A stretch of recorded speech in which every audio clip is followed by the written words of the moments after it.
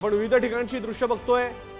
Azad Maidan, Chhatrapati Shivaji Maharaj terminus, त्याचप्रमाणे शेंबूर वरून जो रस्ता पूर्व उन्नत द्रुतगती मार्गाकडे जातो त्या ठिकाणी पंकज दळवी आपल्या सोबत आहेत आझाद मैदानातून। पंकज,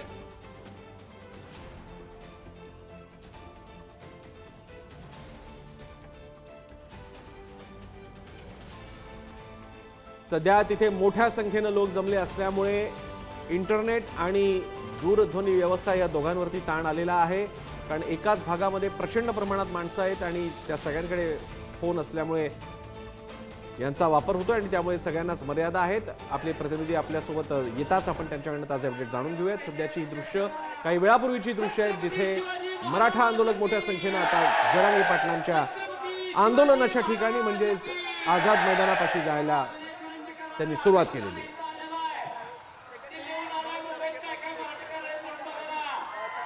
मुंबईमध्ये असलेलं पावसाळी वातावरण, गणपती, किरण ताजणे आपल्याला अधिक माहिती देतात। किरण,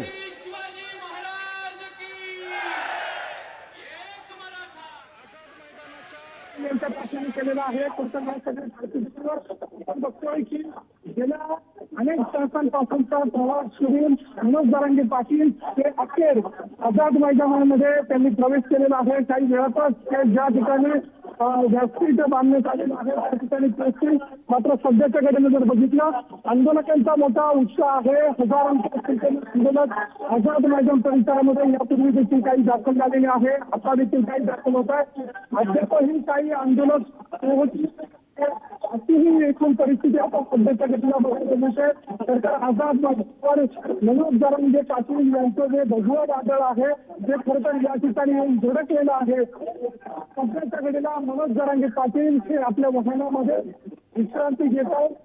सकाळपासूनच जर बघितलं तर मनोज जरांगे पाटील हे कुठल्याही पद्धतीची त्यांनी प्रतिक्रिया दिलेली नाहीये। महत्वाची बाब म्हणजे ते घेतलेले आहेत गाडीमध्ये, असं एकूण चित्र सध्याच्या घटनेने बघायला मिळतं आणि त्या सगळ्या अनुषंगानं या आंदोलकांचा उत्साह आहे। आझाद मैदानावर आंदोलक येऊन बसलेले आहेत। त्यांच्या जो घोषणा आहे त्या आपण बघतोय, मनोज जरांगे पाटील यांच्या नावानं घोषणाबाजी सुरू आहे आणि पाठीमागच्या बघितलं तर त्या ठिकाणी मनोज जरांगे पाटील यांची गाडी आहे। दुसऱ्या बाजूला हे आझाद मैदानाचं या ठिकाणी असलेलं प्रवेशद्वार आणि त्या ठिकाणाहून जे आंदोलक आहे ते देखील या ठिकाणी मोठ्या संख्येनं दिसत आहेत। छत्रपती शिवाजी महाराजांचा पुतळा आहे, त्याच्या बाजूला खरं तर या आहे। जर बघितले तर मनोज जरांगे पाटील आलेला आहे।